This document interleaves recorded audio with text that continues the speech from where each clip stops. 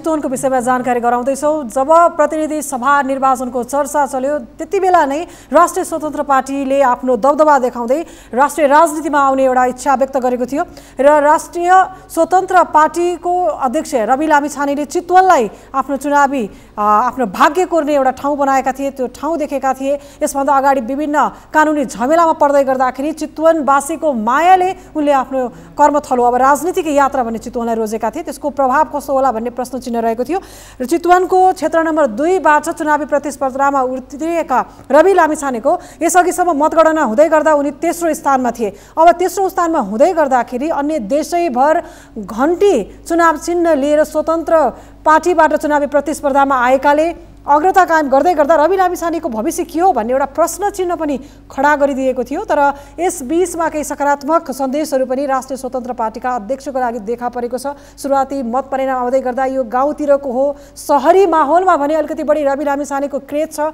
उनले जसरी सञ्चार कर्ममा रहँदा आम जनताका मुद्दाहरूलाई अगाडि बढाउने प्रयत्न गरेका थिए, सशक्त भूमिका निर्वाह गरेका थिए, त्यसको प्रभावले धेरै जनमानसमा उनले आफ्नो ठाउँ बनाउन सफल भएका थिए। त्यसैलाई उनले आधार बनाएर चुनावी प्रतिस्पर्धामा जाने र असन्तुष्ट बनेका राजनीतिक दलहरूलाई यो क्षेत्रबाट अलिकति प्रतिस्थापन गर्न सक्ने हैसियत राख्छन् कि भन्ने आम जनमानसमा अनुमान थियो। त्यसको प्रभाव देखिँदै गएको देखिन्छ। अहिले मसँग पछिल्लो मत परिणाम रहेको छ चितवन क्षेत्र नम्बर 2 को। यस अगाडिसम्म हेर्ने हो भने नेकपा एमालेका उम्मेदवारले अग्रता लिइरहेको देखिन्थ्यो, तर अहिले केही नतिजा उल्टिएको छ। अहिले उल्टिँदै गर्दाको नतिजामा हेर्ने हो भने नेकपा एमालेका कृष्ण भक्त पोखरेल दोस्रो स्थानमा आइपुगेका छन् र रुख चुनाव चिन्ह अर्थात् भनौँ नेपाली कांग्रेसबाट गठबन्धनबाट उम्मेदवार बनेका उमेश श्रेष्ठ तेस्रो स्थानमा झरेका छन्।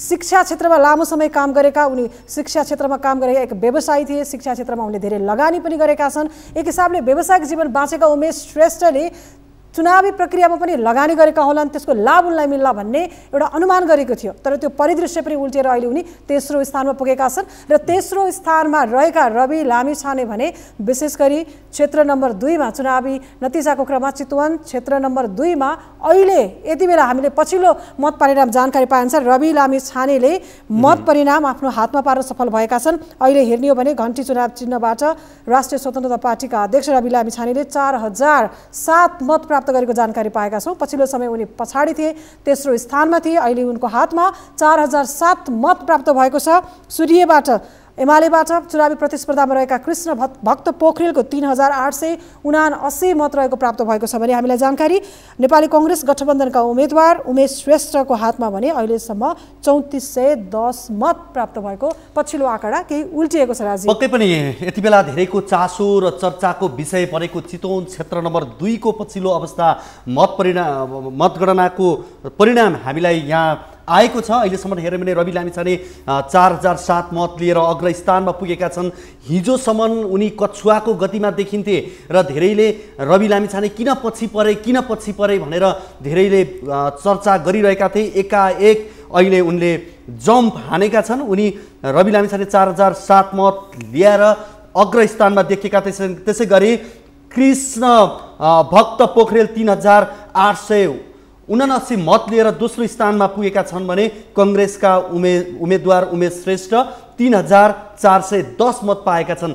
रमाइलो अझ गजबको कुरा त के छ भने रवि लामिछाने हिजोसम्म तेस्रो स्थानमा थिए, बिहानसम्म आइपुग्दा उनी दोस्रो स्थानमा पुगे भनेदेखि अहिले एकाएक उनी पहिलो स्थानमा पुगेका छन्। र हिजो सुरुवाती मतगणना हुँदा धेरैले इच्छाकामना गाउँपालिका क्षेत्रबाट मतगणना सुरु गरिएका कारणले पनि रवि तेस्रो नम्बरमा परेका हुन् भनेर भनिएको थियो। नभन्दै सहर पसिसकेपछि उनी बाघ भएर निस्किन्छन् भनेर धेरैले भन्दै गर्दा यति बेला रवि लामिछानेले आफूलाई हिरोको रूपमा इन्ट्री गरिरहेका छन्। उनी हामीले फिल्ममा जसरी देख्छौँ सुरुमा अन्य व्यक्तिहरूको अलिकति बाहुल्यता अलिकति डरो अवस्था देखे पनि अन्तिममा हिरो चाहिँ अलिकति शक्तिशाली भएर प्रवेश गरे जस्तै यति बेला रवि लामिछाने चितवन क्षेत्र नम्बर 2 बाट हिरोको रूपमा इन्ट्री गरिरहेका छन्। उनी 4007 मत प्राप्त गरेको छ र धेरैका लागि यो चासोको विषय पनि थियो। धेरैले प्रतीक्षा गरिरहेका थिए रवि लामिछाने के हुन्छ, रवि लामिछानेले के गर्लान्, रवि लामिछाने हार्ने पो हुन् कि भनेर। हामीलाई पनि डेस्कमा रहँदै गर्दा पटक पटक फोन गरेर देश विदेशमा रहेका जनताले हाम्रा दर्शकहरूले त्यो कौतूहलता त्यो आशंका हामी बीच राखिरहनु भएको थियो। तर यति बेला रवि लामिछानेले अग्रता हासिल गरेका छन्। फेरि पनि म यहाँहरूलाई जानकारी गराउँ, यति बेला रवि लामिछानेले 4007 मत प्राप्त गरेर अग्रस्थानमा गएका छन् भने एमालेका उम्मेदवार कृष्ण भक्त पोखरेल 3879 मत पाएका छन् भने कङ्ग्रेस उम्मेदवार उमेश श्रेष्ठले 3410 मत पाएका छन्। अझ गजबको अझ रमाइलो कुरा त के छ भने प्रत्येक 100 मतगन्दा 70 देखि 80 मत रवि लामिछानेलाई आउने गरेको र बाँकी 2 जना उम्मेदवारलाई बाँडिने गरेको देखिएको छ। यो हामीले यति बेला अब बिस्तारै रवि लामिछाने करिब अब उनले जुन आफ्नो फराकिलो मतान्तरलाई बढाउँदै लाने स्पष्ट देखिएको छ। र जसरी गाउँ विशेष गरी चेपाङ समुदायको बस्ती रहेका ठाउँहरूमा रवि लामिछानेको मत घट्छ भनेर पूर्वानुमान गरिएको थियो, सोही अनुरूप नै यहाँ भएको देखिन्छ। यति बेला ग्रामीण क्षेत्रबाट मतगणनाको अवस्था सहरतर्फ भरतपुरतर्फ प्रवेश गर्दै गर्दा रवि लामिछानेको मतान्तर पनि बढ्दै गएको छ। फेरि पनि म यहाँहरूलाई जानकारी गराउँछु, रवि लामिछाने यति बेला 4007 मत लिएर अगाडि रहेका छन् भने एमालेका उम्मेदवार कृष्ण भक्त पोखरेल 3879 मत लिएर पछ्याइरहेका छन्। कङ्ग्रेस उम्मेदवार उमेश श्रेष्ठ 3410 मत पाइरहेका छन्। उनी निवर्तमान मन्त्री पनि हुन्, राज्य मन्त्री पनि हुन्, तर उनी तेस्रो स्थानमा रहेका छन्। यो जानकारी यहाँहरूलाई हामीले गरायौँ र यस विषयमा हामी नजिकबाट यहाँहरूलाई थप जानकारी गराउँदै जानेछौँ। पछिल्लो अवस्था हेर्ने हो भने राजीव, ललितपुर क्षेत्र नम्बर 3 सुरुदेखि नै चुनावी प्रचार प्रसारको क्रममा नै निकै चर्चामा थियो र अहिले पछिल्लो समय डाक्टर तोसीमा कार्कीले नै लिड गरिरहेको अवस्था देखिन्छ र लिड गर्नु पनि चान्सुने विषय पक्कै होइन। बालवाला मन्त्री पम्फा भुसालसँग उहाँको प्रतिस्पर्धा थियो र त्यो प्रतिस्पर्धामा पनि डाक्टर तोसीमा कार्कीको जुन अभिव्यक्ति, जुन विचार छ त्यसलाई आम मतदाताले स्वीकारेको जस्तो, विशेष गरी परिवर्तन चाहने मतदाताहरूले स्वीकारेको जस्तो। र यति मात्रै होइन, महिलाको सहभागिता राजनीतिक नेतृत्वमा अलिकति कम भयो, महिला सहभागिता कम भयो भन्दा गर्दा यहाँ टक्कर पनि एउटा युवा जमात, एउटा महिला प्रतिनिधिले नै एउटा सशक्त भूमिका निर्वाह गरिरहेको बालवाला मन्त्री माओवादी भित्रको सशक्त एउटा महिला हैन नेत्रीलाई नै चुनौती दिइरहेको स्थिति देखिन्छ। एकदमै त्यो मात्रै होइन, अर्को रोचक कुरा त के हो भनेदेखि ललितपुरमा तोसीमा कार्की राष्ट्रिय स्वतन्त्र पार्टीको तर्फबाट, त्यस्तै गरी माओवादीको तर्फबाट पम्फा भुसालको चर्चा हुँदै गर्दा नेकपा एमालेको अमृत खड्काको खासै चर्चा थिएन, तर उनी प्रतिस्पर्धामा चाहिँ दोस्रो नम्बरमा चाहिँ अमृत खड्का यति बेला देखिएका छन्। सुरुमा चुनावी मतगणना हुँदै गर्दा त उहाँले लिड नै गर्नु भएको थियो, विभिन्न आशंका पैदा गरेको थियो होइन, तर अहिले पछिल्लो समय भने तिनको अवस्था के छ त? हामी जोडिँदैछौँ हाम्रा टिभी जर्नलिस्टसँग, शीतल रिजाल। तपाईँ ललितपुर क्षेत्र नम्बर 3 को मतगणना स्थलमा हुनुहुन्छ भन्ने हामीले जानकारी पायौँ। निकै सबैले चासोले लिएको क्षेत्र हो ललितपुर क्षेत्र नम्बर 3। सुरुवातदेखि नै विशेष गरी डाक्टर तोसीमा कार्कीको उम्मेदवारी खारेज गरेदेखि नै त्यो क्षेत्रमा तोसीमा कार्कीको उम्मेदवारी के होला, अनि त्यसपछि फेरि उहाँ प्रतिस्पर्धामा गरेर उहाँले सर्वोच्चमा एक हिसाबले मुद्दा जितेर प्रतिस्पर्धामा आएपछि निर्वाचन आयोगले यही विषयले गर्दाखेरि उहाँलाई थप प्लस पोइन्ट भयो होला उहाँको चुनावी प्रचार प्रसारमा भन्ने आङ्कलन गरिएको थियो। त्यसको लाभ उहाँलाई मिलेको देखिन्छ कि देखिँदैन पछिल्लो मत परिणामले? सोमबार बिहान 3:30 बजेबाट सुरु भएको ललितपुर निर्वाचन क्षेत्र नम्बर 3 को मतगणना यति बेला पनि जारी रहेको छ र हालसम्म झन्डै 17,000 को हाराहारीमा मतगणना भइरहँदा राष्ट्रिय स्वतन्त्र पार्टीकी डाक्टर तोसीमा कार्कीको अग्रता कायम रहेको छ। यद्यपि सुरुवाती चरणमा नेकपा एमालेका अमृत खड्काले अग्रता कायम राखे पनि पछिल्लो चरणको मतगणनाका हुँदै गर्दाखेरि राष्ट्रिय स्वतन्त्र पार्टीकी तोसीमा कार्कीले आफ्नो अग्रता बढाएको अवस्था छ र अहिलेको ताजा मत परिणाम अनुसार डाक्टर तोसीमा कार्कीको 7,864 मत प्राप्त गरेर आफ्नो अग्रता कायम राखिरहेकी छन् भने उनलाई नेकपा एमालेका अमृत खड्काले 5,813 मतसहित पछ्याइरहेको अवस्था छ। यद्यपि योभन्दा अगाडि मतदानभन्दा अगाडिका दिनहरूमा जसरी गठबन्धनको साझा उम्मेद्वार अर्थात् नेकपा माओवादी केन्द्रको उपमहासचिव पम्फा भुसालको चर्चा पनि एक किसिमको चुलिएको थियो, तर मतगणनाको प्रारम्भिक मत परिणाम सार्वजनिक भइरहँदा उनी लगातार सुरुवाती चरणबाटै तेस्रो स्थानमा रहेको देखिएको छ। यद्यपि ललितपुरमा यो निर्वाचन क्षेत्र नम्बर 3 मा योभन्दा अगाडिका 2 वटा निर्वाचनमा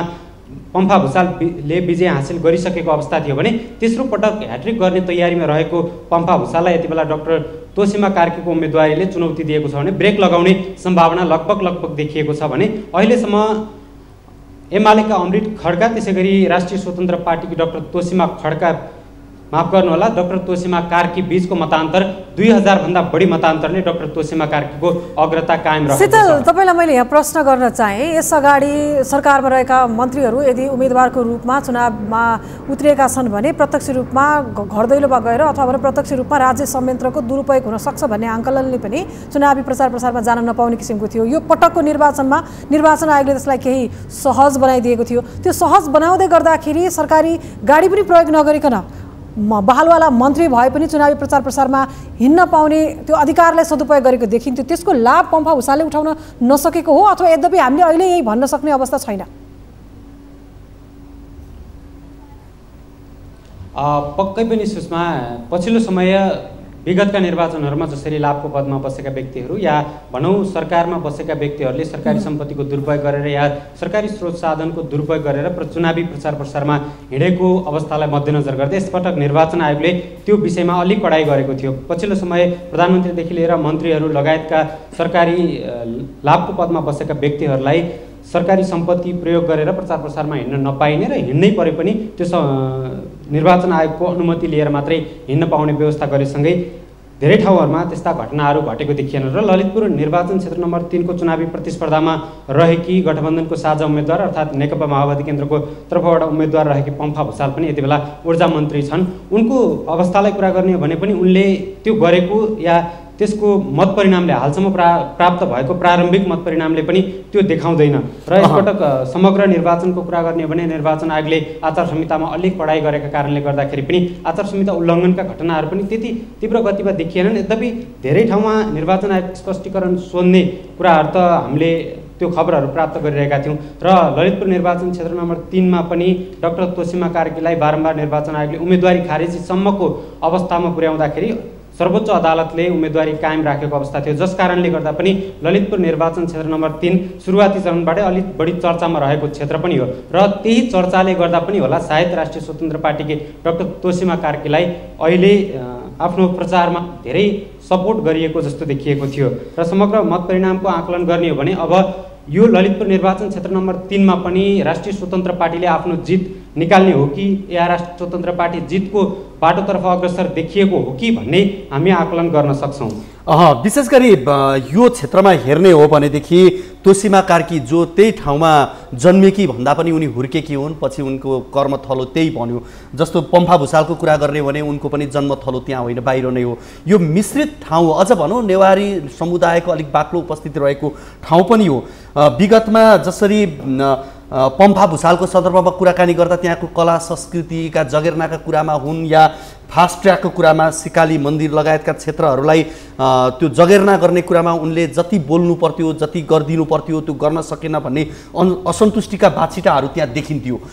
यसले पनि त्यो फ्याक्टरले पनि यहाँ काम गरेको हो यसपटक। यति बेला समग्र ललितपुर निर्वाचन क्षेत्र नम्बर 3 को मात्रै कुरा नगरौँ, समग्र देशैभरिको कुरा गर्दै गर्दाखेरि पछिल्लो प्रारम्भिक मत परिणामहरू सार्वजनिक हुँदै गर्दाखेरि यति बेला धेरै ठाउँहरूमा मतदाताहरूले नयाँ राजनीतिक दल वा स्वतन्त्र उम्मेदवार नयाँ अनुहारलाई खोजिरहेका हुन् कि अब नयाँ अनुहार आउनुपर्छ भन्ने चाहिरहेका हुन् कि भन्ने अवस्था देखिएको छ अहिलेसम्मको प्रारम्भिक मत परिणामको आँकडा हेर्ने हो भने। र ललितपुर निर्वाचन क्षेत्र नम्बर 3 मा पनि हुन त सुरुवाती चरणमा नेकपा एमालेका अमृत खड्काले आफ्नो अग्रता कायम राखिरहेका थिए भने पछि डाक्टर तोसीमा कार्कीले त्यो अग्रतालाई तोड्दै आफ्नो अग्रता अगाडि बढाएको र मतान्तर पनि बाक्लो बनाउँदै लगिरहेको अवस्था थियो।